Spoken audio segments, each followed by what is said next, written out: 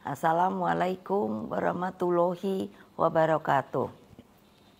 Salam sejahtera untuk kita semua. Om Swastiastu, Namo Buddhaya. Salam kebajikan, Rahayu. Salam Pancasila, Merdeka. Saudara-saudara sekalian, seluruh rakyat Indonesia yang saya cintai dan banggakan dimanapun kalian berada. Puji syukur kehadirat Allah Subhanahu wa Ta'ala atas rahmat dan karunia-Nya yang diberikan kepada kita semua. Pada momentum yang sangat baik ini, setelah mendengarkan dengan seksama terhadap apa yang terjadi dalam kehidupan politik kita masa sekarang dan mempertimbangkan segala sesuatunya dengan hati nurani yang jernih, sebagai kontemplasi, maka saya memutuskan sudah tiba saatnya untuk berbicara. Berbicara dengan nurani, berbicara dengan tuntunan akal sehat, dan berbicara dengan kebenaran yang hakiki. Dengan melihat persoalan yang kita hadapi akhir-akhir ini, maka izinkan saya berbicara di sini sebagai anak bangsa yang ikut berjuang bagi tegaknya demokrasi Indonesia, juga berbicara sebagai Presiden kelima Republik Indonesia dan sebagai Ketua Umum Partai Demokrasi Indonesia Perjuangan. Saudara-saudara sekalian, keputusan Majelis Kehormatan Mahkamah Konstitusi telah memberikan cahaya terang di tengah kegelapan demokrasi. Keputusan MK tersebut menjadi bukti bahwa kekuatan moral, politik kebenaran, dan politik akal sehat tetap berdiri kokoh meski menghadapi rekayasa hukum konstitusi. Kita semua tentunya sangat-sangat prihatin dan menyayangkan mengapa hal tersebut sampai terjadi. Berulang kali saya mengatakan bahwa konstitusi itu adalah pranata kehidupan berbangsa dan bernegara yang harus diikuti dengan seluruh-seluruhnya.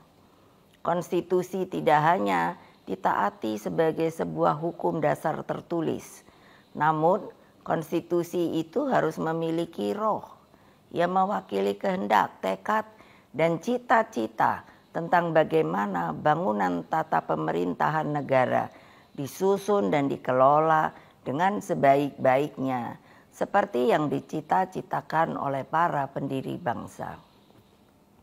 Apa yang terjadi saat ini mengingatkan saya ketika sebagai Presiden Republik Indonesia saat itu diperintahkan melalui perubahan ketiga Undang-Undang Dasar 1945 yang diatur dalam pasal 7B, pasal 24 ayat 2, dan pasal 24C tentang dibentuknya Mahkamah Konstitusi.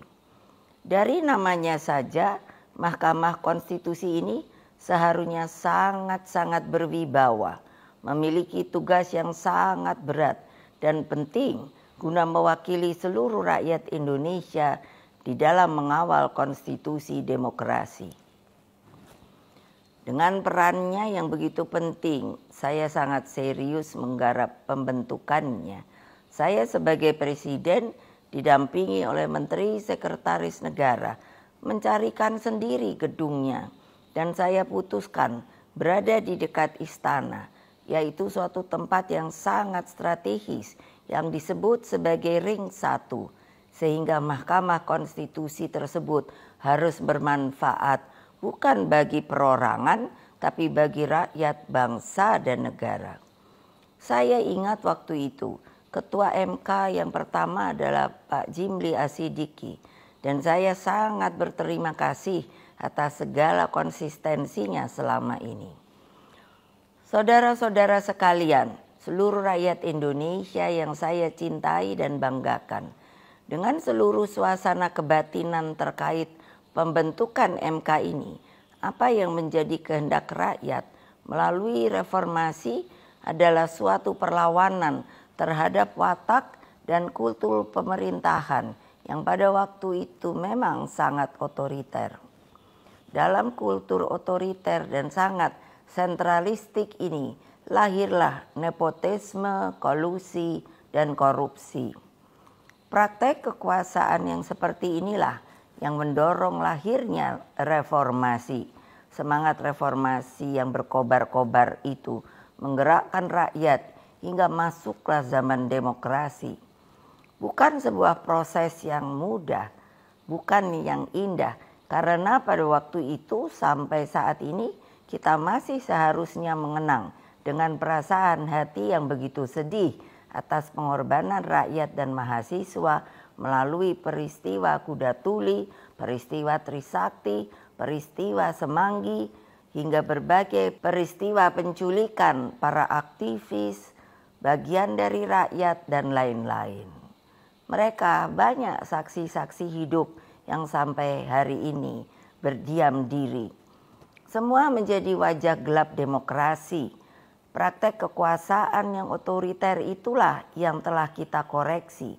Maka melalui reformasi janganlah lupa lahirlah demokratisasi melalui pelaksanaan pemilu presiden dan wakil presiden secara langsung dan terbatas, serta undang-undang tentang pemerintahan yang bebas dari nepotisme, kolusi, dan korupsi. Apa yang terjadi di Mahkamah Konstitusi akhir-akhir ini telah menyadarkan kita semua bahwa berbagai manipulasi hukum kembali terjadi. Itu semua akibat praktek kekuasaan yang telah mengabaikan kebenaran hakiki politik atas dasar nurani. Saudara-saudara sekalian, seluruh rakyat Indonesia yang saya cintai dimanapun kalian berada, jangan lupa kita adalah bangsa pejuang. Kita bangsa yang mampu mengatasi berbagai cobaan sejarah. Karena itulah dalam situasi seperti ini, mari kita kawal pemilu 2024 dengan nurani dan sepenuh hati. Kita jadikan pemilu 2024 sebagai momentum untuk mendapatkan pemimpin terbaik yang benar-benar mewakili seluruh kehendak rakyat Indonesia, mengayomi agar Indonesia menjadi bangsa hebat, unggul, dan berdiri di atas kaki sendiri. Rekayasa hukum tidak boleh terjadi lagi. Hukum harus menjadi alat yang menghadirkan kebenaran. Hukum harus menjadi alat mewujudkan keadilan. Hukum harus menjadi alat mengayomi seluruh bangsa dan negara Indonesia. Dengan keadilan inilah kemakmuran pasti akan bisa diwujudkan. Karena itulah terus genggam erat semangat reformasi itu. Jangan lupa terus kawal demokrasi berdasarkan nurani. Jangan takut untuk bersuara, jangan takut untuk berpendapat, selama segala sesuatunya tetap berakar pada kehendak hati rakyat. Terus kawal dan tegakkan demokrasi. Itulah kewajiban kita sebagai warga bangsa dan bahkan menjadi keharusan setiap anak negeri dan bangsa agar tidak terjadi kesewenang-wenangan. Sebab kedaulatan rakyat harus terus kita junjung tinggi. Pemilu yang demokratis, yang jujur, adil, langsung, umum, bebas,